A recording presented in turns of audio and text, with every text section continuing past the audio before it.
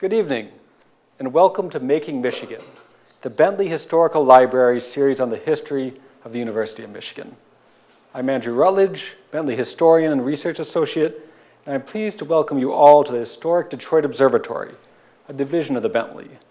I also want to welcome both of those of you in person here this kind of rainy evening, so thank you very much for coming, and also our online audience on YouTube. Thank you very much for joining us. Tonight, we have a very exciting, and considering really the wide array of conversations going on about the nature of college and then what college admission should look like, I think kind of timely presentation. Now today, aspiring college students in high school who wish to attend U of M must fill out a series of online forms providing all sorts of information about their academic, financial backgrounds, and they also need to write a series of essays about themselves, their hopes, their experiences, why they would like to come to the University of Michigan. Now, this system is pretty much similar to what it was when I applied to college, which I'm in complete denial, was 20 years ago. Feels like much closer to that. But at the time, I gave no thought to the origins or the evolution of that system of applications. I was only concerned about getting into a college and maybe getting a scholarship. But as our speaker tonight, Karla Goldman, will discuss, the origins of this system of college admissions in many ways can be found in the decades of the early 20th century when elite universities such as Harvard, Princeton, and Yale were seeking to limit the number of Jewish and other quote-unquote undesirable students they admitted. And that led, in an effort to do this, they moved away from purely academic credentials and redefined merit in various ways to allow them to reach these restrictions. That was the goal of many of their efforts. And in 1925, one of the leading lights of Harvard, Clarence Cook Little, became the University of Michigan's president. But despite his eugenicist beliefs, Little actually resisted a number of the anti-Semitic assumptions and practices that the Ivy League were introducing at that time, even as he sought to introduce a similar admission system to the University of Michigan. So here to discuss Little's presidency and the complicated history of inclusion and exclusion at U of M and in American higher education more broadly in the early 20th century is Professor Karla Goldman, the Saul Drackler Professor of Social Work, Professor of Judaic Studies here at U of M. She also directs the Jewish Communal Leadership Program and previously taught at Hebrew Union College in Cincinnati. And she was also the historian in residence at the Jewish Women's Archive in Boston. She is the author of Beyond the Synagogue Gallery, Finding a Place for Women in American Judaism.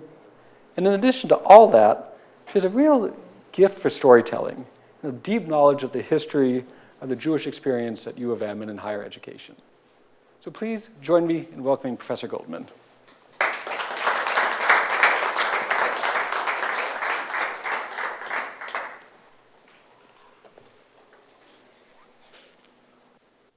Thanks, Andrew. How's that? Good. And thank you for coming out on a rainy evening and a challenging time. Rainy evening at a challenging time. And really, we're sort of coming together, it seems to me, at what seems like a particularly fraught moment in the relationship of American universities to questions of inclusion and exclusions in American society. The last decade or so of work toward diversity, equity, and inclusion at the University of Michigan has already been under an intense scrutiny. And now the approaching return of a Donald Trump administration would seem to pretend that a longstanding understanding that universities should work proactively to bring groups underrepresented in the student body, according to their percentage in the population, onto campus and into the student body, with a goal of providing equitable pathways to leadership and societal success. That would seem to be in some ways now, this week, perhaps a quaint notion, and at best, and at worst, a discriminatory, ineffective, and un-American practice. Moreover, the past year at Michigan and other campuses of conflict over violence in and between Israel and Gaza reflects the challenges that arise when student bodies are composed of those with differing identities and political commitments, right? We have valued diversity, but diversity isn't simple. And creating American universities that are diverse and that go beyond just the elites who have long benefited from them is not simple.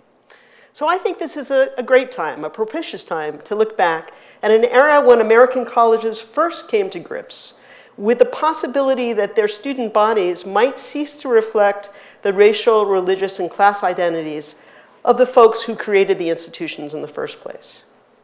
Challenging the place of inherited privilege as the bedrock of American elites.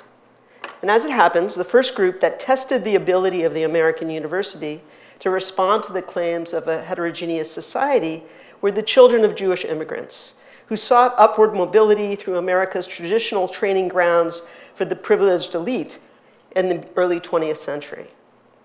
At that time, many universities, fearful of losing their appeal to the nation's white Protestant upper crust, responded by radically redefining definitions of access and of how they were to identify those who were talented enough, qualified enough to gain access to the university and its benefits, as Andrew alluded to. We know a lot about how places like Yale, Princeton, and especially Harvard did this, and how they responded to this incursion upon their traditional elites that made up the bulk of their student bodies in the 19-teens and early 1920s. In fact, their responses brought forth, as Andrew alluded to, some of the central sort of patterns of American higher education, college admissions. As we know, that the desire to separate those who were wanted from those who were unwanted, however that was defined, brought forth this whole apparatus of tests, essays, interviews, and recommendations that are still in place today. Although in those days it was handwritten and not online, so it's not exactly the same. The quota limits that were placed upon Jews by elite Northeastern schools is also an important part of Michigan's institutional story. That provided a context for what we now have as a strong sort of informal public narrative that celebrates the University of Michigan for its role as a safe haven for East Coast Jews who were excluded from elite private colleges closer to home. Also, this was also the beginning of a time that Deborah Dashmore and I have discussed of sort of families who never lived in Michigan establishing a tradition of sending their children to Michigan over many generations. There are a lot of Jewish families on the East Coast who have had that experience and elsewhere. This narrative speaks to Michigan's intrinsic sense of itself as a standard-setting and pioneering public university, right? Representative of the best in American education, while offering a more democratic and creative counterweight to the stodgy and exclusive East Coast elitism of the Ivy Leagues. Its early adoption of coeducation in 1870 and its purported historic openness to Jews form an important part of this quasi-official narrative of inclusion, of how the University of Michigan became defined by the presence of strong students representing from with a national reach that represented an unexpected range of ethnic and geographic diversity. Oops. Okay. Part of what my goal in studying the history of Jews at the University of Michigan, I don't know if I did anything. Sorry, we don't need that right now, but no, it's not showing. Not sure why. It's like I didn't touch anything. Is this still plugged in? Maybe this, oh man. There we go. Okay, sorry, it's this thing pushed it, sorry. So I have been studying the history of Jews at the University of Michigan for a while, teaching a course on the subject. Professor Deborah Dashmore and I are now participating in the Inclusive History Project with a focus on the experience of Jews here. The goal has been to sort of move from that sort of unofficial narrative to a more systematic historical inquiry to this tale. And it's important sort of to note that this subject, that of sort of Jews gaining access, being pushed back against, and the creation of sort of this whole admissions structure, has really been intensively studied at Ivy League schools, particularly Harvard, Yale, and Princeton. But we know, and we are aware here, that given the size of Michigan and its impact on American education, that the story here is likely just as significant, if not more so, in terms of its impact on the numbers of students than what happened in Cambridge, New Haven, and Princeton. Recovering Michigan's Jewish stories, thus, has the potential to reframe our understanding of both Jewish experience in the United States and of American universities. So, as my father would say, where to begin? The story of Jewish inclusion and exclusion in American higher education begins in the Northeast. And so I will begin there with a focus on Cambridge, which is particularly important because Harvard made the mistake of beginning their discussion about whether they wanted to limit the number of Jewish students by having a public debate. You can see that. We'll get to that in a little bit. I'll then turn to the administration of Clarence Cook Little, C.C. Little, at Michigan, who by happenstance happened to be a very deeply blue blood Harvard guy, who came to serve as president of the University of Michigan in 1925, really the very moment when these new admissions policies and exclusions were making themselves felt. Given how deep Little's Harvard connections were, he offers a great opportunity for us to see whether whether the exclusions coming into effect in the Ivy League would get any oxygen in Michigan. Finally, we'll look at what the sources can tell us about Jews at Michigan in that era, what we know about their experience and their impact and presence in the university. So, as I've suggested, any account of the Jewish quota restrictions must begin with Harvard's very public 1922 debate about whether or not to limit the number of Jews admitted to the freshman class at Harvard. And they were responding to a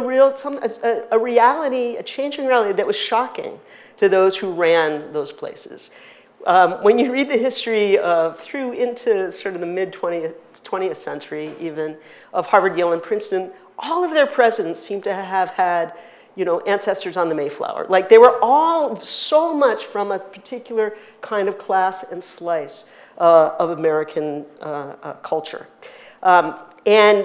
And that's what they expected to see on their campuses. But if you follow and also, by the way, Harvard's easier to study because it's smaller than Michigan, right? So you can really be very successful in counting the number of students, and also their archives have really yielded a lot of what we call smoking guns around this story. So the percentage of Jews among the Harvard student body had grown from about 7% in 1900, 10% in 1909, 15% in 1915, to 21.5% in 1922, right, the year of this debate. The public faculty discussion considering applying exclusions that were, by the way, already in place at Harvard's sort of competitor schools, but they had instituted these quotas secretly, whereas Harvard decided to have a public discussion. And it subjected Harvard to sort of a hailstorm of criticism. A committee was formed to study, quote, the principles and methods for more effectively sifting candidates for admission, right? So which is fascinating, right? We're going to more effectively sift candidates. And it was just like the headline is, again, what are you sifting for? Well, to exclude Jews. And we can talk later if you're interested about why sort of they seem to be such a threat. It yielded a public resolution and there was a broad faculty discussion. In April 1923, the university declared that there would be no departure from the policy of equal opportunity for all, regardless of race and religion. And this was in response to kind of all the criticism that they received. But in fact, Harvard's internal resolution of the issue actually was in the opposite direction. They decided to impose quotas, but to say that they weren't. Within the Harvard administration, it was acknowledged that we had before us a problem, and that problem was a Jew problem and not something else. And I notice I have sort of, I can't see too well from here, but Abbot Lawrence Lowell, who was president of Harvard at this time. And you might note his names. He was named after his grandfathers, one who founded the industrial town of Lowell, and the other who founded the industrial town of Lawrence. So this was really sort of the Massachusetts upper crust blue bloods that he represented. And he was very clear about the university's need for discrimination among individuals in accordance with the probable value of a college education to themselves, right? Are they going to benefit from this? Are they really going to take in this culture that we're offering them to the university? And think about what that means. Are they going to contribute to the campus when they graduate? Are they going to be part of the donor class? It was assumed they would not be. And to the community. Will they be leaders, as we expect our Harvard men to be? So a lot of assumptions went into assuming Jews would not meet those criteria. On the basis of his made-to-order study, Lowell concluded that a very large proportion of the less desirable are, at the present time, the Jews. Accordingly, admissions procedures were radically changed with the goal of offering admissions and scholarships only to, quote, men of approved character and promise. And character is a key term here, because it was also assumed that Jews lacked character. So if that's what you were looking for, even if you didn't know anything else about them, if they seemed to be notably lacking in character, you might want to find out if they were Jewish. Within these new procedures, the quest for character became a stand-in then for the exclusion of Jewish applicants. To achieve this result, Harvard's fall 1922 admissions process required applicants to provide their race and color, religious preference, maiden name of their mother, birthplace of their father, and any changes in their own names or that of their fathers. And that was also a telltale way in which Jews might try and act like they weren't Jewish by changing their name. On a check on the information provided by the applicant, high school principals were also asked to indicate, not just to give a recommendation, but to share what they knew of the applicant's religious affiliation. And the choices of principals were offered were as Protestant, Roman Catholic, Hebrew, or unknown. But even with these efforts, in part because in an effort to expand Harvard, so one way they were also trying to reduce the number of Jews was to get out of the Northeast. So they expanded the geographical reach. But when you sort of recruit people from Oklahoma City and who wants to go to Harvard, it often tends to be sort of the Jewish elite or aspiring elite who apply. So in fact, the numbers went up. In 1923, the Harvard's freshman class was 25% Jewish, and it hit a high of 27.6% Jewish in the fall of 1925, right? So really, the campuses were changing. They were responding to something real. In the face of these numbers, a radically revised admissions procedure requiring reference letters, personal essays, photographs, and most importantly, personal interviews were added to assess the character, fitness, and promise for greater future usefulness. Interviews enabled elite insiders to determine if applicants were going to be a good fit for the ethos sought by Harvard. As a result of these innovations and the ability of interviewers to identify and discourage Jewish applicants, by the next year, the fall of 1926, the percentage of Jews in the Harvard freshman class had fallen to 15%, where it essentially held until the early 1960s. Okay, so from mid-1920s through the 1960s, these quotas were in effect. Similar efforts occurred at schools like Yale, Columbia, and Princeton, though unaccompanied by public debate. Percentages at those schools were held actually to significantly lower levels than at Harvard. At Yale, interestingly for us, these efforts were overseen, if not initiated, by their president, James Rowland Angell, son of Michigan's revered early president, James Burrell Angell. And in fact, one of the most egregious of many egregious quotes in the records comes from Angell, born and bred in Ann Arbor. In 1933, he's commenting on why it is, despite strenuous efforts to hit this level, I think it was about 9% at Yale, it was not consistent. They were going above and below it. And he commented that it seems quite clear, if we could have, this is in 1933, if we could have an Armenian massacre confined to the New Haven district with occasional incursions into Bridgeport and Hartford, we might protect our Nordic stock almost completely. Okay, so it was bad, right? It was really bad. So the arrival of Clarence Cook Little as UN president in 1925, let's shift to him, offers us this opportunity to consider how things sort of proceeded at Michigan. And, I said he was sort of deep Harvard crimson. I don't know if they use that color then. But just to sort of understand where Little came from. His presence he really brought, it was not as if he would be unaware of what was happening at Harvard, because he was really very much a part of that. He was a member of Harvard's class of 1910, which is a notably illustrious class that I learned about in my American intellectual history class, because among its graduates were T.S. Eliot, Walter Lippmann, John Reed, a number of others, the names that are important in American history. He was that, and he was sort of seen as sort of one of the favorites of the class in sports, in scholarship, in socially. He had sort of the highest status.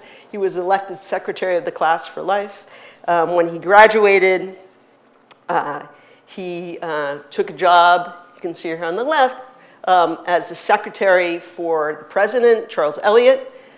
He was also the secretary for the Harvard Corporation. And while he was beginning his PhD study in biology. He was also he was a real Boston Brahmin insider.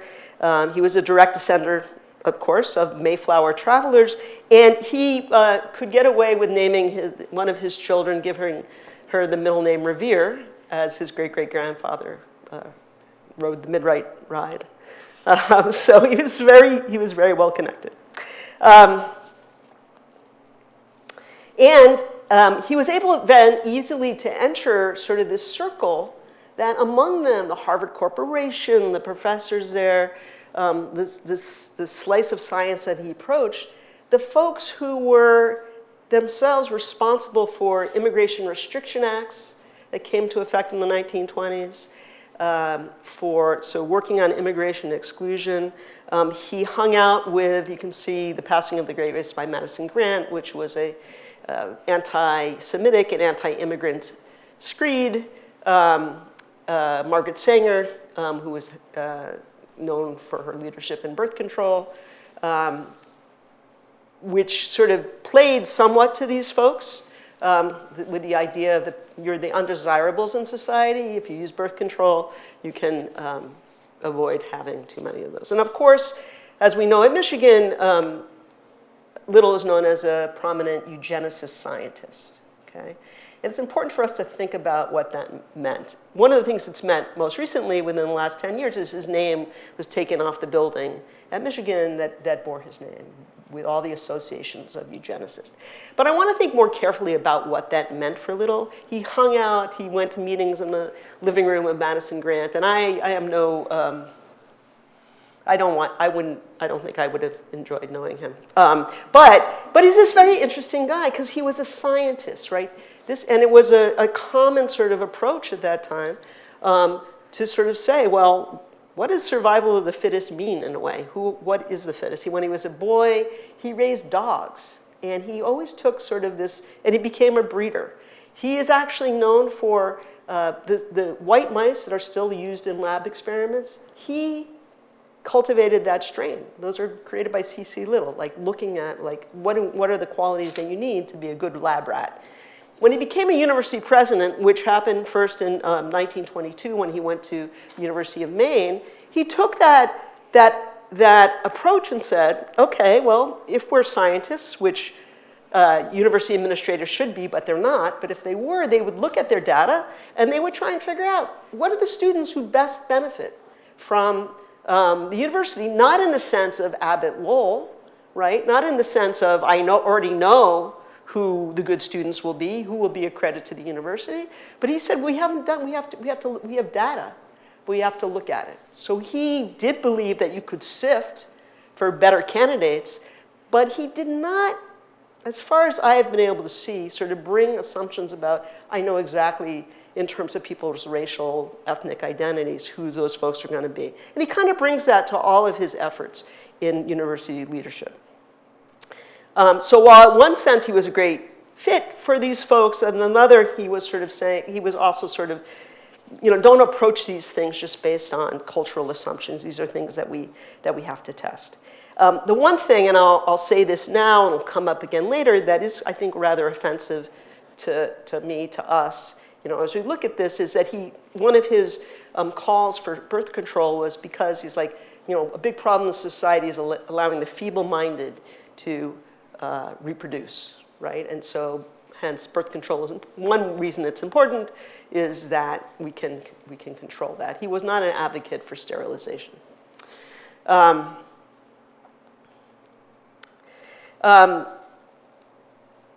So he brought these proclivities, eugenicist and scientific, to his role as University of Michigan president, proposing an elaborate restructuring that would help winnow the student body to identify those who most deserve to be there, same as Lowell again, and who would most benefit from a Michigan education, but from a different point of view.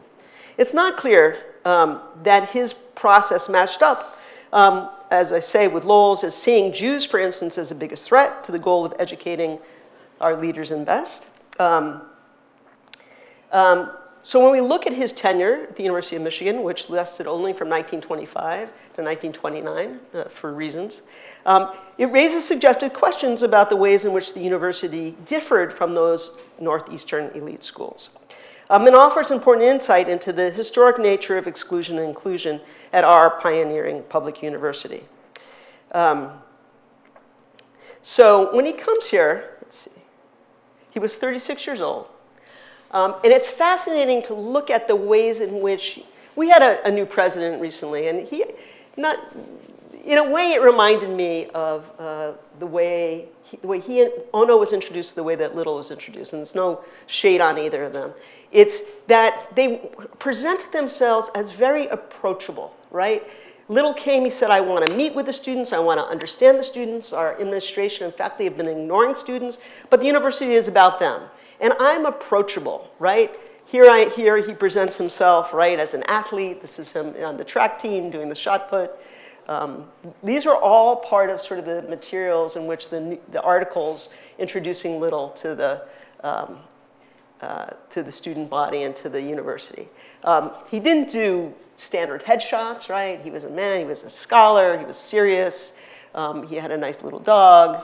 And there he is sort of as the scholar. So you can kind of see, just in the way that, and if you thought about how someone would represent themselves in the 1920s, it's also very curious, right? You probably wouldn't imagine seeing those kinds of, tracks shots. In the interview, he had been a major in the Signal Corps during World War II, became the youngest university president in the country when he went to Maine at the age of 33. And then he comes to Michigan, and it's very interesting, right? He has all these credentials of sort of the East Coast elite, as I shared with you. But he distanced himself from that, right? What he's trying to show is he's like, to us that might look like a little stodgy, right? But he's like, I'm not a stodgy guy. I'm virile, I'm strong, I'm enterprising. And that's the way he sort of described himself. And so one of the articles in one of the student papers noted, with a family name of note from the aristocratic East, Dr. Little's first impression has been to belie the characteristics that should be his birthright. He is not distant, nor condescending, nor patronizing, as the warm-hearted Westerner pictures the Easterner. Behind his ease and friendliness are the unmistakable marks of vigorous and determined character. The article observed, he never hesitates to tell you what he thinks. Actually, that turned out to be one of his problems. And he himself professed himself ready to straddle both worlds. Michigan is the oldest of the great public universities, he said. It is old enough to enjoy those advantages which come from tradition, and as a public institution, it can reap the advantages of newness and progress. And he himself seemed eager to exchange his pedigree for this sort of youthful image of openness, sharing these photographs of himself from high school and college. He was celebrated as youthful, a man of commanding physique, of personal force and magnetism, and vigorous and determined character. He possesses broad shoulders, small respect for tradition, an infectious smile, and shuns cutaways. So this is the impression he was making. This is why the regents liked him. He was so, to them, it seemed so vigorous, so ready to take charge, and not hidebound by old traditions. And he presented himself that way. He said, look, at the regents at Michigan, they have inquiring minds. They are willing to experiment with the ideas. At Harvard, he said, The authorities are entirely satisfied with conditions that they have existed for decades. The governing body at Harvard is like the navigating force of a ship that has sailed for a long time in the ocean without ever once touching port, right? He's like, Michigan, it's more down to earth. We go to ports, we try new things, we make mistakes, we move forward. So here's this question. Was Little going to bring Harvard values to Michigan, or was he going to solidify a new set of Michigan-tested values and perspectives? The openness of the West, right? Which before too long, as many of his friends thought, would qualify him perhaps to return to the East as a leader at Harvard. That didn't happen. So he was intent, as I said, upon determining, like Lowell, one of the things that was happening at this time is that college enrollments had gone way up after World War I. And rather than just sort of taking everybody who came in, who qualified, which was generally by graduating from high school, a Michigan accredited high school, or taking a test, there was this idea that now we have to begin to winnow the field. And if we're going, one of the reasons they did that, by the way, was so that they could keep some people out, but also because of, could the facilities, how many people could it serve? It's notable, here's the thing, as he came to Michigan, this is quite notable, right? During that well-publicized Harvard debate, Little, who was now president at Maine, spoke out against the discrimination against Jews at Harvard, okay? So he was a notable Harvard graduate, very much in the public eye as a new president of Maine, and he spoke up along with his mentor, Charles Eliot, who's now the retired president of Harvard, saying that that there should be a frank denial of any plans for racial discrimination, and that Harvard, quote, should base her limitations not on race or creed, but simply on standards of moral, intellectual efficiency, right? Something not just like equality, but something that you could maybe measure. As I said, he thought universities were unique laboratories, right? There was a lot of data. What would it mean to really create an elite? What can they tell us of the kind of folk whom it was wise to educate? And he made the point in his inaugural address that a third of Michigan's class kind of washed out, right? And this was a waste of resources of the university. It was often a tragedy for the student. And so by eliminating waste, it was also sort of eliminating human suffering. He wanted to create a system of higher education that would serve and yield a true elite through the establishment of methods for acquiring such information. For a while now, it will be a matter of experiment and research. Little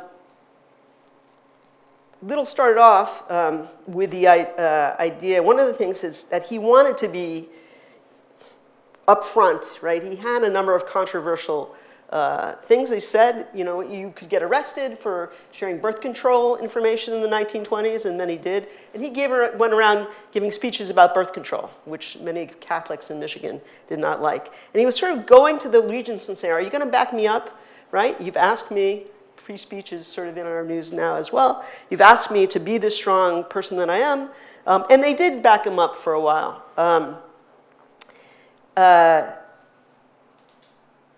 Again, when he looked at sort of how admissions had been forwarded and changed at Harvard, he came up with this question of, this important question, who should go to college? And I'm just trying to find this one. Here it is. So this is how he sort of questioned the whole enterprise as it was being introduced.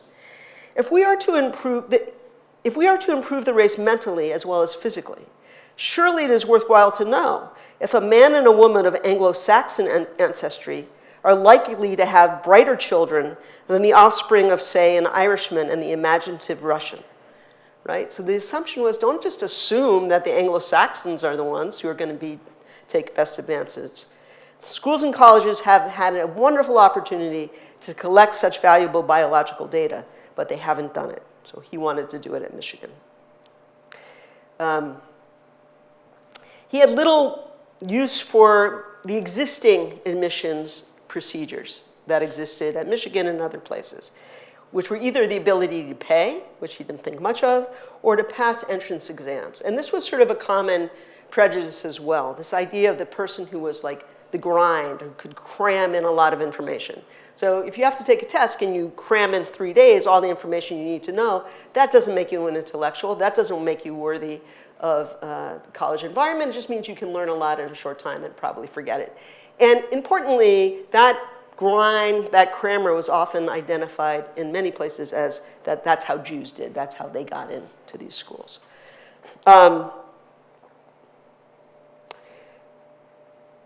So he does begin very quickly in his first year to change the admissions procedure. And he had done this in Maine as well. So this is the application form that was created during Little's tenure at the University of Maine. And importantly, you see, it asks, what is your church membership or preference, right? And that was in keeping with the other schools in the Northeast and how they were doing. These admissions forms themselves were new, right? It was a kind of a new kind of feature that had lots of questions about your family, about your studies, and and other logistical information. So here's the form that Little introduced when he came to Michigan. And you can see it does ask the father's name, whether they're living and where they were born, and his occupation, the mother's name, and where she was born. But notice a question that's not there. Right? There's no question about religion. Now, you might be able to tell something about where someone was born, about their name, but it's very significant. Very significant to leave that out. And it's counter to the ways in which this is being done. And I don't think we should just think of that as happenstance, right? There was something going on. Perhaps it, reflected a little sense of what a public university should be asking. But it does suggest that they didn't want to use it as a criteria for admission. Michigan did collect information on people's religious preference when students enrolled. They collected little cards, religious preference cards that were collected by the Student Christian Association and then puts together statistics about the religious identity of Michigan students, although it also gave us sort of no preference slot that many people chose. It seems credible to me, given the rest of the work that Little did at Michigan, even though he introduced the things that in other places we think of as trying to exclude Jews, that the ways in which he went about many kind of scientific approaches to saying, how do we figure out which students are going to do well here? He had this idea for a junior college at Michigan. His idea was not everybody really is capable or suited for higher intellectual work, so we'll let people come. After 2 years, we'll have a better sense of them, and then we'll sort of wash them out. They'll get some kind of degree, but the real intellectual will let go on. And that was a kind of sifting process that was meant to be based on the work that students actually did when they got here. So, however, if the admissions process itself was not necessarily calibrated for excluding Jews, and even if the regents pushed back when donor William Cook instructed them to exclude all Jews from the law school, come back to that, this does not mean that the generalized and casual anti-Semitism of the time and that defined so much of academic culture was absent in Michigan. We have a few examples of that. There were Jews here as students and professors, but many pieces of evidence suggest that they were there on somewhat sufferance. When Dean Effinger proposed a young Harvard graduate and poet, Joseph Auslander, to Little as a potential fellow in creative art, his report began on Auslander, he is not Jewish, all right? Because this was a piece of information that was relevant to their consideration of who they would hire. A 1926 survey of engineering students reported that 94% of the school students and 75% of their parents and 53% of their grandparents were all native to the United States, okay? And this was a point of pride and happiness for the dean, who indicated, and even that, those grandparents who had 33% had been born in Northwest Europe, England, Scotland, Ireland, Germany, Holland, and Scandinavia, right? So there was a lot of attention to where people came from. And he happily then related this reassuring evidence of this fundamental soundness of the racial stock from which our students are derived. Even some of the administrative support that existed for Jewish students points to the difficulties they faced on campus. In 1926, the Assistant Dean of Women reported to the president, who asked about this, we do not know how many Jewish girls are on campus. We believe there are about 100 girls of this religious faith. Why was this important? So in the time that Little was here, the second half of the 1920s, there were very few dorms on campus, right? There were these small ones that were mainly for women, but there were no big ones. And this assistant dean reported, so that's, the Michigan League was also actually not a student center, but it was the houses where women were, the university approved where women could live. They were very concerned about the welfare of women students. They didn't want them to be in random boarding houses. They wanted to be able to look over them, so they were approved landladies. But most of them would not take either black students or Jewish students. So she reported, 2 of our league houses are filled by Jewish girls. One house accommodates 7, the other 11. There are 2 Jewish sororities where 27 Jewish girls live. So I did the math a little bit. It was like 43 or something. It appears that the dean was responding to an inquiry from Little to look into the challenges facing Jewish women. I understand, the dean went on, that realizing the difficulty of this situation, you are satisfied to have us continue the present plan in relation to housing Jewish girls. So far as we are able, we require each house head of these small dorms housing 10 or more girls to accept 2 or more Jewish girls into her house. The same proportion holds in the dormitories.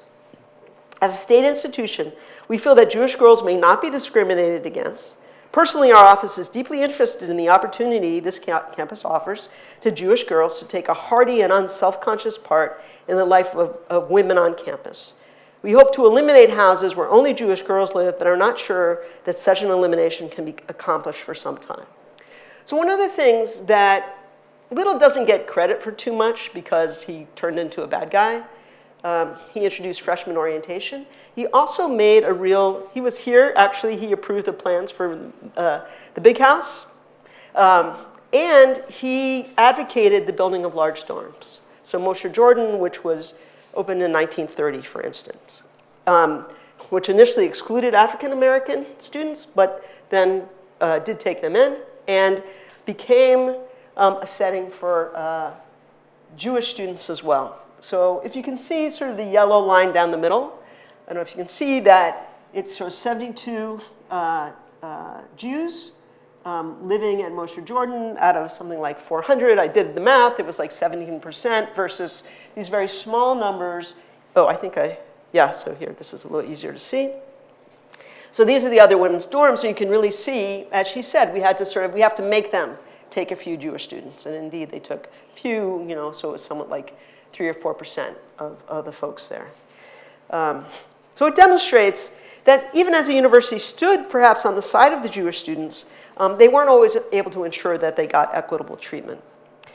Another instance, which is very important, I think, to us, where the university held firm against attempts to target Jews for exclusion, could be seen in the willingness of the regents and President Little to stand up to the demands of their largest donor, William W. Cook, who is still on campus, the William Cook Legal Library.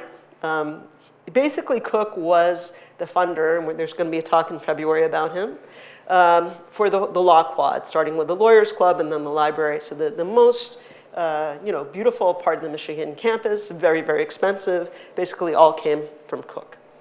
But he was also known for his eccentric, bigoted, and often anti-Semitic demands and racist demands. Once he graduated, Cook never came back to campus. He worked in New York, but he delivered instructions via a personal representative. Shortly after Little's inauguration, his representative came to a meeting of the regents and drew a slip of paper from his pocket that included instructions to, quote, discharge the woman there in charge, he didn't like her, to remove the pianos from the parlors, and to refuse all Jews admission. The regents, this is interesting. One of Cook's biographers has said, well, that was like standard for the time. But you can tell it wasn't, because the regents were aghast. And one of them wrote, when he says you must discriminate among sects, he has gone further than we can follow him. And they charged Little with going to see Cook and dissuading him from maybe firing the woman, I don't know about the piano, but from like not admitting Jews. Unfortunately for Little, his honeymoon with Cook did not last long and contributed to some of his difficulties with Cook and other donors.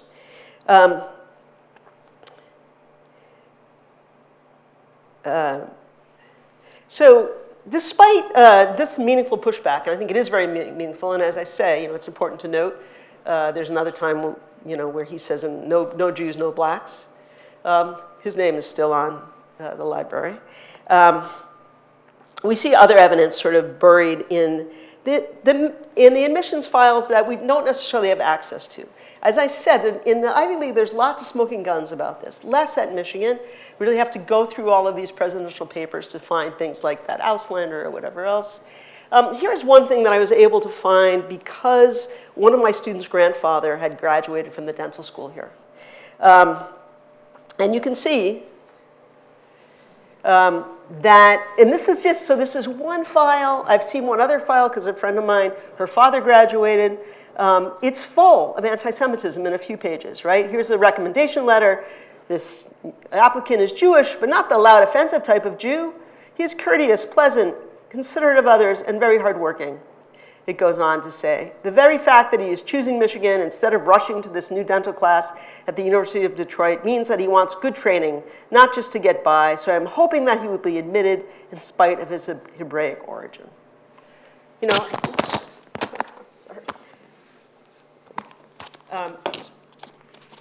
And as we sort of, pursue this inclusive history project, it's important that we get access to these kinds of materials, which are not available, right? The dental records, for instance, are not available, but they exist, or we're never really going to be able to tell this story.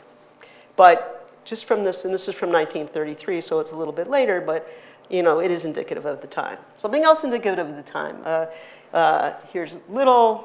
I don't know the person on his right, but on his left is Henry Ford, who got an honorary degree in 1926. And of course, Henry Ford, a very eminent personality, but also this was at the height of his sort of publication of anti-Semitic tracts, very influential in spreading the protocols of the Elder of Dayan, which we're struggling with to this day. So, you have to think about what it would be like to be a Jewish student at this place, sort of giving an honorary degree to one of the leading anti-Semites of the day. This is from the 1930s, but it's also true in the 20s. This is a list of the fraternities, and if you see the yellow line down the middle, you see that they were certainly segregated by religion when it came to Jews, right? That you can see which are the blanks reflected of absence of Jews from most of the fraternities except the ones that were specifically Jewish.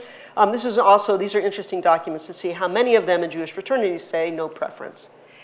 What do we know? Were there quotas? There was a discussion at one time whether in the 30s, whether they should institute a quota for people coming from New York and New Jersey, which was very definitely meant to target Jewish students who might be too radical. Some students had been expelled for their radicalism from New York and New Jersey, all Jews. But you can see that the numbers goes up. It reflects the Depression. It looks like for a while, this is based on the numbers that we can glean from the Bentley archives. It sort of hits 10% and then seems to stay there for a while. Is that an intentional quota? I don't think so, but that's sort of where it goes to. And of course, Michigan, the percentage of Jews in the population of the state of Michigan is not that high. So this is a fair number, and we've tried to track some of these in the alumni records to see more about the details of their experience. Other things were happening at Michigan. Michigan is the home, this is during Little's tenure, to the third Hillel in the United States. Michigan Hillel was introduced in 1926 and represented sort of, and they had a wonderful newspaper, which is also at the Bentley, called the Hillel News. You can learn a ton from that. It reflects sort of the prominence starting in 1927, the big men on campus who are Jews at Michigan, tells their story, but also it reflects this it sort of promotes Hillel, saying you can have a full college experience just within Hillel, right? You can debate, you can do sports, you can do drama, you can have a social life, you can go to dances, right? With this idea that you might be excluded in other parts of the university. More to say about some other time. I think what's interesting, I don't have time, but you could give a lot of talks about C.C. Little. A talk about C.C. Little and women is fascinating and devastating. He was terrible and tells you a lot about the presence of women at Michigan, but it speaks to sort of the challenge of diversity, right? And sort of old school people, even if they're trying to be new school, trying to deal with a changing society. Ultimately, the story of Jewish presence at the University of Michigan in the 1920s touches on diverse narratives, right? There's the administration of C.C. Little. There's a role, for instance, of Albert Kahn, the architect, designing most of the buildings on Central Campus. There's the founding of Michigan Hillel in 1926. And we have come to understand, and these are important stories, because one way in which we've come to understand the history of institutions is that we don't necessarily understand them always by looking at the people who are at the center, right? We learn sometimes a lot more when we look at people who are on the margins or those who are completely out of the frame. And as we begin to navigate our own way through the controversies and likely political attacks on campus doings, right, that we will define the next few years, it is my hope that we will use some of this time for closer examination of not only Jewish experience at Michigan in the 1920s, but of a campus era that, in fact, I think was a lot more diverse than the one that probably exists in our imaginations, right? And some of these yearbook pictures from the 20s sort of illustrate these different student identity groups on campus. Attention to the history of a diverse campus should heighten our attention to the cost of exclusions that undermined our strength and deepen our commitment to realizing the potential and possibility and also struggle that comes with sort of a diverse campus. As we look at our past and future, I want to sort of draw on that scientific and inquiring side of C.C. Little. I think he would encourage us to look at sort of both sort of diversity, inclusion, and exclusion with maybe new and curious eyes. Higher education's attempt to come to terms with issues of privilege, exclusion, and inclusion are centrally important to the nation's confrontation with these same issues. Careful study and a clear-eyed consideration of how the University of Michigan rose or failed to rise historically and today to the claims of new voices, new aspirations, and a changing society are crucial to understanding the history of higher education in America and of Jewish social mobility in the United States. Thank you.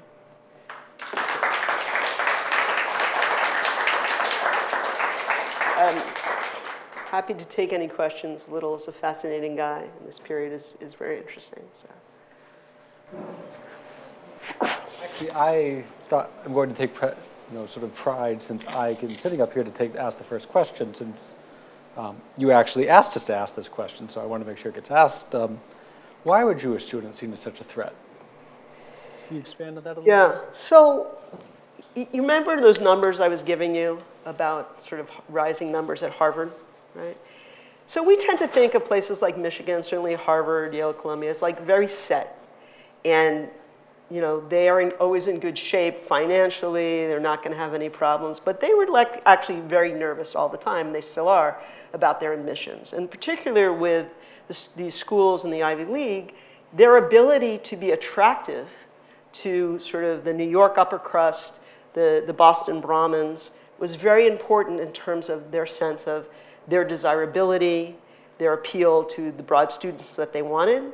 Columbia is the first, goes up to something like 40% Jewish students, and they begin to lose, those people with the big money, especially, that they really want. And not just the money, but the status and veneer, right, that made it seem attractive to many others. So they worried about their attractiveness.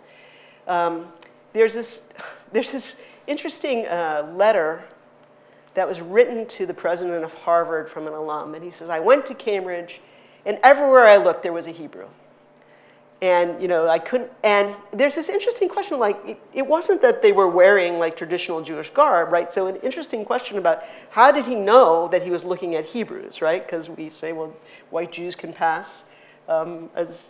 So there's something about it that sort of, and there were a lot of assumptions and some realities about sort of the different kind of vibe, right? That these children of immigrants, right? They weren't coming from these upper crust families.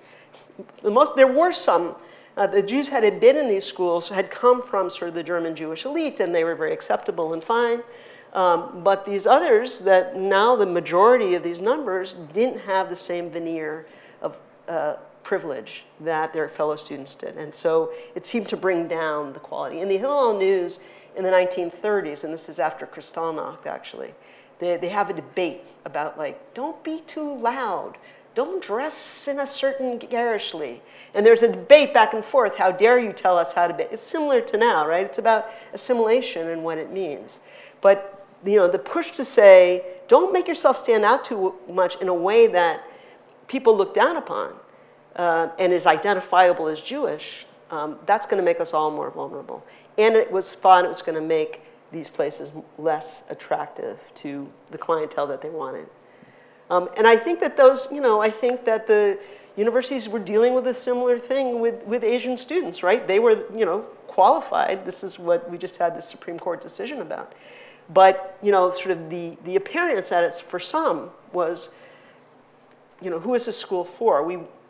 Yes, it should be for all aspiring students, but if we want a certain class, they always have that in mind. Maybe they won't find this appealing if they go and it doesn't look like them and they're not at the center of the social world there. Yeah, I don't know if that's...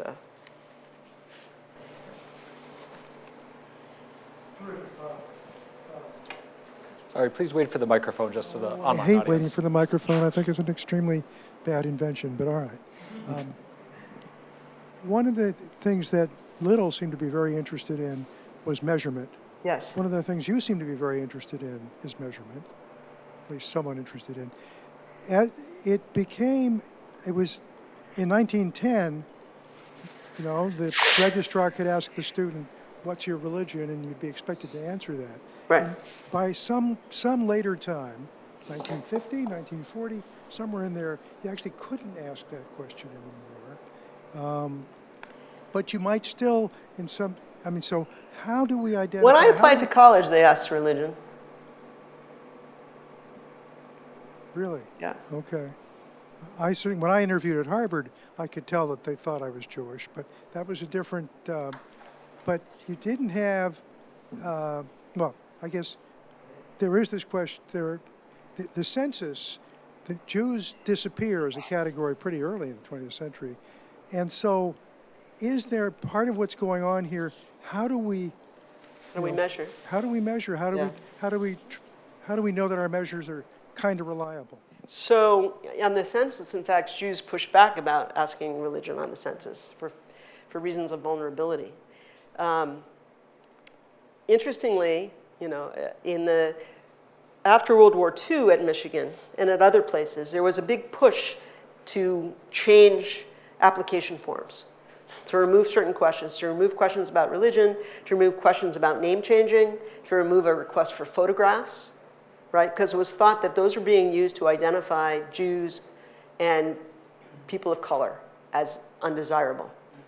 And so they did, and this was particularly in the graduate schools, and the graduate schools for sure had quotas on how many Jews they accepted, for sure, because it would be always 10 in the dental school or something like that, in the medical school.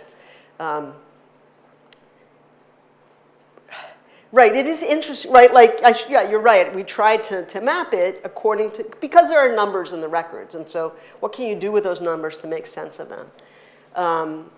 But, it's a big question now. In certain circles, there's a pushback, there's discrimination against Jews because there seem to be fewer, for instance, in Ivy League schools. But there are lots of different reasons for why sort of those numbers shift, including, the qualifications of those applying. Which cultural groups in American society are like the strivers at different times, right? In this period, what's significant here, and like what talked about Jews, is they were really the ones. There were more Jews at Michigan than there were Catholics, right? Obviously, there were a lot more Catholics in American society, in the places that they could have applied from, right? So it just kind of shows that they were sort of moving into the space that nobody else had like figured that out before them, that this was a way to get ahead. After World War II with the GI Bill, things really expanded much differently, right? That was the time when lots of folks in society began to see that this was a good way, a path to social mobility that was desirable. But it's a great question. We can't always count. When was the nadir of Jewish enrollment in Michigan, and did that vary so much by school? When was the nadir of Jewish enrollment in Michigan, and did that vary by school? And was it not until the GI Bill that things really changed for Jews, or was there all of a sudden From the numbers that I've seen, through World War II, actually, the numbers kind of stay at 10% from what we can see of numbers that we know. So I don't know that there's a nadir. I mean, there are definitely restrictions in the graduate schools, and again, we need more access to records that exist to be able to see that. And with the GI Bill, the numbers would have gone up, right? But we have, the Student Christian Association didn't keep studying that. I mean, Hillel today wants to know how many Jews there are, and they have little ways to sort of figure that out. when you say there's no access, does that mean you and others are prevented from seeing that? And who's preventing Well, so I don't know across the board, and this is something I'm hoping the Inclusive History Project will take on for all of us, right? Not just for the Jewish part of the project. So they're confidential records, again, for reasons, right? Brian, maybe you want to say something about it? Maybe give him the microphone. Sure. Yeah, a lot of the student records we have in the archives have issues of FERPA, grades, privacy. There's a lot of sensitive information, evaluative information in there. And so a lot of the schools want to protect those. And so we've worked with the registrar, tried to come up with a campus-wide policy. That's taken a lot of work. Right now, they have a 85 years from the date of enrollment policy. And so that, they're worried about people living. So it's a thing we've really been trying to figure out with the archives. There's some really good content in there. I run a project on African-American students. I'd love to have access to some of the records, and I can't get it either. So it's definitely a challenge. Right. So, with the Inclusive History Project is a presidential initiative, and, I'm sure he's busy, but, sort of to push towards this access to tell a true story about the university, right? Not sort of the one that I think we need to be able to see those records. If I could follow up, but this is kind of interesting, the numbers that you do manage to put together, is it does seem that under President Little, both absolute numbers and sort of percentages of Jewish students fell. Have you been able to? Yeah. No, I think that's like you're looking at the Depression where it falls. Oh, you're right. I'm sorry about that. But my question is, have you found any Jewish students or Jewish faculty from that period who have talked about Little's administration or commented on? I know it was very short and ended. Yeah, there's not too much. He shows up in the Hillel News, not that much. He maybe attended a smoker. I haven't found it. Like, I've gone through the records of some of the Jewish faculty that we know about and didn't see anything. Okay. Yeah, that's a good question. Okay. Interesting. Hi, we have a couple questions online that I'm going to try to wrap together, just because they're related. But from Paul Gross, he says thank you, and that his wife's grandmother, Sylvia Weiss, was a Jewish woman attending U of M in the late 1920s and early 1930s.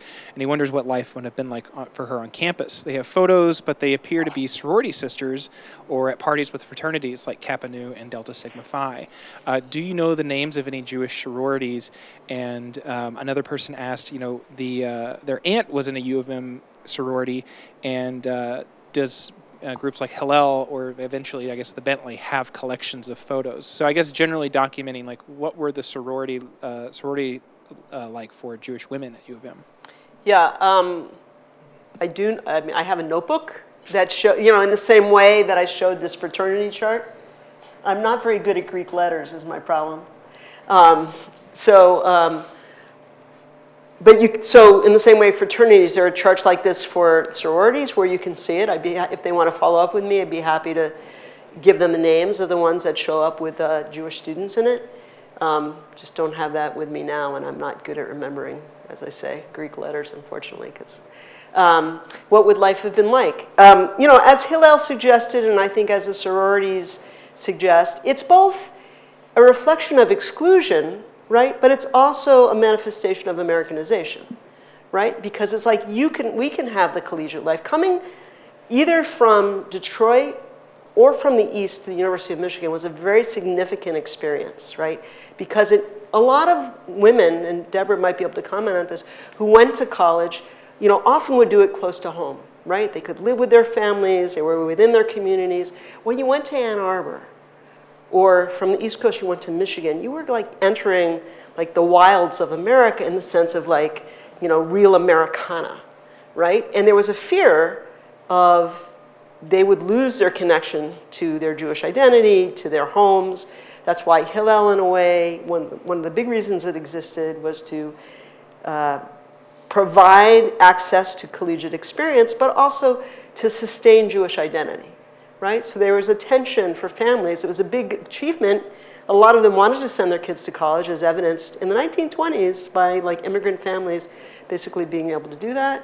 It was but there was a worry associated with it as well. So it was really a great talk. Thank you. Could you speak a little bit about those East Coast students who were coming from New York, and you also mentioned New Jersey, and how they find out about Michigan? How did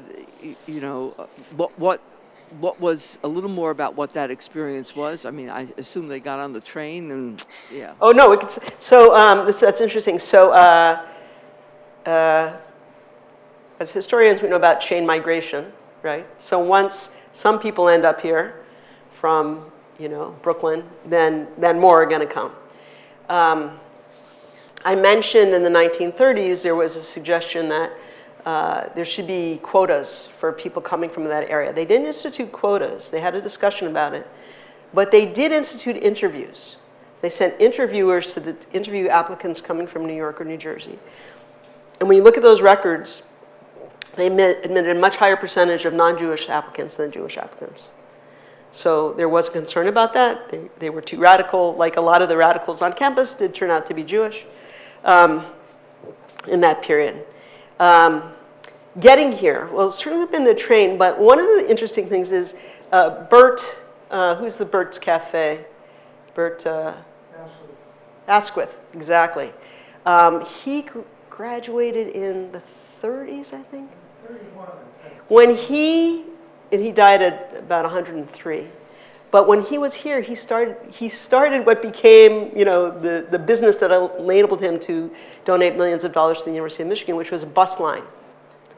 He created a bus. He chartered buses to drive people from New York and New Jersey to Ann Arbor. Yeah, so there were different ways to do it, but so there was a need there. But basically, Michigan and Wisconsin were very popular with sort of Northeast Jewish families. I believe in part because of the quota system that existed. There were obviously in New York, you could go to City College, there were lots of accessible things, but those who were seeking like that American sheen, right? Like that was sort of part of it. It was a way to, a great way to become American was to sort of also like raise your class level, right? Once they went, I mean, it worked better with Harvard and Yale, but I think Michigan was pretty good. But you see that in families where you have sort of that old, German Jewish family, like, and their daughters marrying sort of Russian Jews who had gone to these colleges. Yeah. Thank you for a talk. It's wonderful. You talked about student enrollment, but you mentioned faculty. Was there quota for faculty? How was faculty hired? I think there was a lens, right? And certain places were not going to be open to Jewish faculty. One field that across the board in the United States had more Jews in it on college campuses was economics. It goes to a new field. And am I going to forget his name now? I'm looking at you. But there was a very prominent economist who had graduated from Harvard, actually, who came here in 1911. Scharfman, thank you. Glad to have you here. I remember really old. Scharfman was a very prominent economist. 20 years later, William Haberman came, was also in economics. So these were what's interesting about them is that they were also they were prominent economists, very, involved in advising the government, Haber on Social Security and other things, but they were also very public Jews. So Scharfman was very involved in advising the Jewish fraternities, the Menorah Society that was here. He had been the first student organization for Jews was not Hillel, it was the Menorah Society. It didn't exist really as a student org in the 1920s. But he had been a founder at Harvard. And when he came here, it was really focusing on sort of the depth of Jewish culture, its contribution to Western culture. There was also a Jewish congregation that was started in the 19-teens. So Hillel kind of, when it arose in the 20s, kind of combined these different things. So those are the most significant. There are others. There's an early chemistry professor who was one of the earliest Jewish students, I think, at Michigan as well, and becomes noted professor of chemistry. So there were a number of them, very few who were sort of like public Jews. There was a French professor who in the 1930s responded to lots of anti-Semitic things that were written in the Michigan Daily. So there are a few people that sort of pop out. But it's clear, like I take from that Joseph Auslander thing, to start your description of him, he is not Jewish, tells you that they were not necessarily seeking Jews, and in certain fields, certainly like English and history, and would have excluded them. I want to say, too, we have like the most inquisitive online group we've had for Making Michigan. So another question, and a couple of these that popped up. What happened to C.C. Little after he left? Oh, great question. Yeah, thank you. So what happened to him here? I had a little bit more on that originally, but he tried to do a number of things. He had this junior college for an idea that some people didn't like, especially the engineering school, because they wanted to sort of standardize admissions, and they liked having their own admissions. So things like that didn't make him too popular on campus. He was quite arrogant. He didn't want to be bothered with minutia, which often meant like sort of women's concerns. And there were a lot of issues. He wanted, so when something would happen, the problem in the 1920s was like cars and prohibition and coeducation, right? In some ways, the League, if you think about it, they were trying to protect the virtue, or some say the morality of the women students, right? And some people didn't like that. There were car accidents fueled by alcohol. And so one of these things would come up. First of all, he's like, don't bother me with it. And then there'd be a car accident. He's like, okay, we're going to just ban all automobiles. He said, we're going to put proctors in all the fraternities. Like, he just wanted to do like a slam thing. We'll just wipe it out and we'll be able to ignore it. Those didn't go over too well, and they weren't that successful. The big problem that he had was telling the legislature what to do, right, and what they should fund. And he's like, well, we're going to do a study of taxation, and we're going to tell you how you should tax people. Now, the tax system in Michigan was very favorable for the University of Michigan, right? In the 1920s, there was a lot of wealth in Michigan with the car companies, with the automobile companies. And the way that the university was funded was for a mill tax, right? Of the state income tax, so many mills went to the university. And they actually got a lot. They got a lot of money. Not just they got that, and then they got additional appropriations for building. There was a lot of which in the 1920s. The School of Forestry started when he was here. The School of Education. They started a model high school, lots of things going, lots of needs.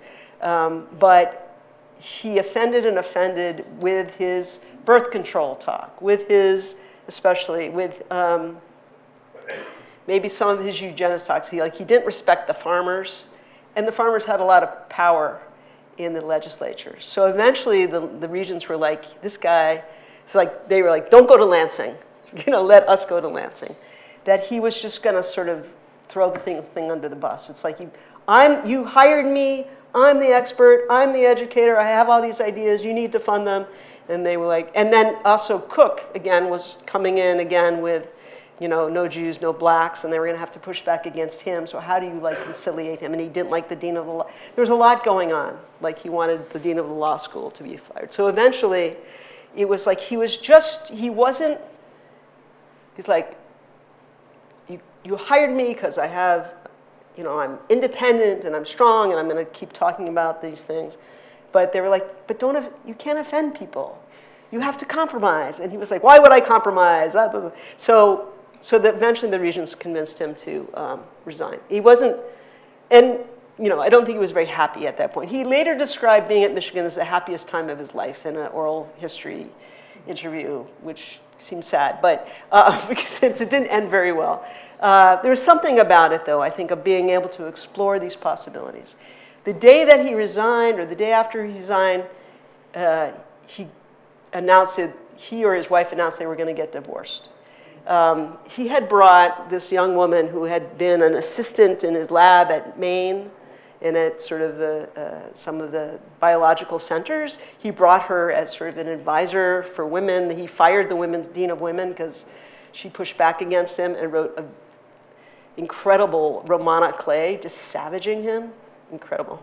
And it really tells you, that's actually, you get a real sense of his character from it. How arrogant he was, how much he tried to sort of just bulldoze everybody, They have a story of there was trouble on the train, there was a lot of drinking and the girls weren't behaving. And then he's like, in the book, he's like, no more trains to away games, right? So he's not really taking into account the culture. So leaving Michigan sort of ends his college administration career, right? Because it turns out you have to compromise to be a college president, it turns out. And he went and he worked in a lab. He was a very noted cancer researcher, did really important research, except ends somewhat ignominiously because he becomes sort of a shill for the tobacco industry. So in the 60s, he's saying, no, cigarettes don't have anything to do with cancer. So that is another thing that, having done lots of good work, but he ends sort of with a really sullied, for us, retrospectively, reputation on something that was so important. So, but he goes and he has his own lab, and I think he's in Maine, and it seems like and he marries that first research assistant, then dean, then, yeah. Yes. Another one from online, from Cameron. In this period, were there student organizations besides sororities and fraternities and athletic clubs that would provide social visibility to groups of students in university records? I guess this would consider, would Hillel be a part of this? Or, yeah. So these also are sort of an indication of that, of groups sort of by country of origin or sort of ethnicity. There was a cosmopolitan club, which consisted of international students. And there's this hilarious article about Little entertaining them at his home. And he's like, we're going to give you a big American lumberjack breakfast and make pancakes and syrup, but you have to eat it with your hands. Again, it was sort of representative of him, sort of like, I'm a man of the people and I'm not stodgy. So there were those. There are a lot of fraternities that were professional fraternities for dentistry, for medicine, for law. So there were lots, if you go through the Michigansian, the yearbook, there's lots and lots of pages of student groups. The picture that I showed of Hillel, that's the first time they show up in the yearbook, but that's founded at the end of 1926. And then fraternities and sororities. So there was quite a bit, of student life was very important. Yeah.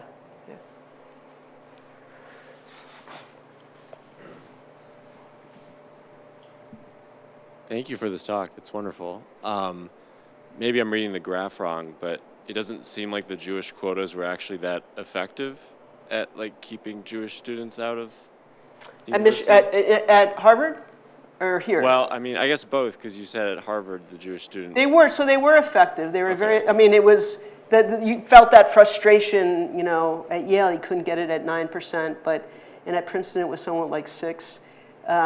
Initially they really had to refine this admission structure, right? Because the ways in which they did a lot of things to try and keep the number of Jews down. We were talking about this book by Jerome Karabel called The Chosen about college admissions, and you know, a good part of the book, and it's a very fat book, is about, you know, containing the number of Jews. And one of the points he makes is that those schools, and I don't know if it was true for Michigan, but they would recruit in high schools, but they would not go to the large elite high schools in Philadelphia, in New York.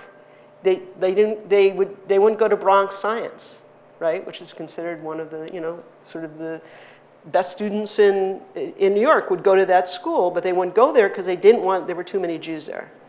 And the end of quotas meant that they would go to those schools and recruit.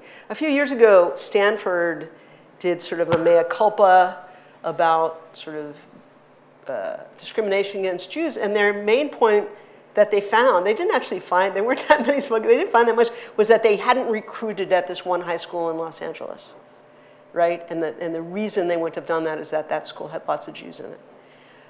Here, again, I don't think there were quotas. You know, this is going to go up. The fact that you have so many sort of Jews coming onto these campuses in the early 20s, that is a period, you know, of sort of increasing prosperity. Again, once people see families doing it, they're going to follow. It would be natural for it to go up. It's going to dip with the Depression just because of opportunity cost and cost. You know, so you see that there. But again, we don't necessarily have the numbers to continue these charts. They exist up until sort of 1936, I guess. But it sounds like you're saying that like Michigan was benefiting from all these quotas at the Eastern schools, like all the Jews were coming. That is a thought, and I think it makes sense because Professor Moore asked that question: why do they find themselves here? How do they find their way here? Because, yeah, you know, you saw like a lot of folks were heading to Harvard if they could, but those are small numbers, of course. The number of people going to college is a very small percentage at that time, right? Good. Anything else? Well, I think this was really fascinating. I mean, there's a lot to chew on here. It's a really complicated story. And President Little, that's kind of interesting. The view of him as sort of a scientist. Oh, yeah. Or himself as a scientist. And the one question I kind of want to ask is, you use the phrase sort of sifting for, what was the phrase, moral and intellectual efficiency. Yeah. What did that mean to him? I thought that was interesting that he used efficiency, right? Lowell at Harvard was sifting for character. Yeah. Right? But this sense of the efficiency was of resources, right? If the state is going to offer education, we want to use our resources well for the people who will most benefit from it. And from the student point of view, right, like that waste of people who go to college and then don't succeed or can't take advantage of it. So it was really like a meeting of resources and demand, right? Like it's a good fit. It's going to the right people. One of the things about Little that I think is interesting, from the time he starts at Maine, he's super consistent, right, in his vision for what can happen in college education, right? This idea of giving people a chance, like not being closed to any group, giving them a chance to show they can succeed. Maybe eventually we'll learn who it's best for if there are, you know, population groups. But this idea of a junior college, this sort of coming at everything like, well, let's not make any assumptions. Let's like look at the data and then decide. And you know, it's interesting. There was a undergrad here who wrote a very good undergrad thesis about Little, and it was used as the basis for the research to take his name off the building. But it was interesting to me that it was sort of selective, right? It was critical of every single thing that Little did, but other things that are basically also sifting for merit, like SAT tests or, you know, the whole admissions process in general. Like, he wasn't critical of any of that, right? Because those are basically, you could say they're eugenicists, right? We're trying to figure out the best group to take advantage of these sort of very elite resources. You know, this is an elitist institution in lots of ways. The thing that I think, you know, obviously you're associated with bad people. You're not a, you know, especially when I look at the ways in which he interacted with women, I don't have a high estimation of him. He was very arrogant. But I am impressed. I am impressed every time he approaches anything. If you look at what he writes, it's always, what do we know? How are we going to find out about this? How do we look at it? What's the data? How do we generate data? Not shape. Of course, he had assumptions about many things, because we all do as part of culture. But he was like pushing against that. Right, that one thing is like, who says it's for Anglo-Saxons are the best folks to do this? Like, that's just an assumption that we make. You know, how are we actually going to find out? You know, so he's consistent with that. You know, if you think about it, like, what makes a good lab mouse? Right? I mean, it's an efficiency. If we have the right breed, it's going to make our experiments most effective. That's really thought-provoking, though I can see why the legislature would not enjoy that applied to their taxation schemes. Yep, no. Are there any other questions? I think we have time for just about one more. Okay. Right, thanks so much. Thank you all.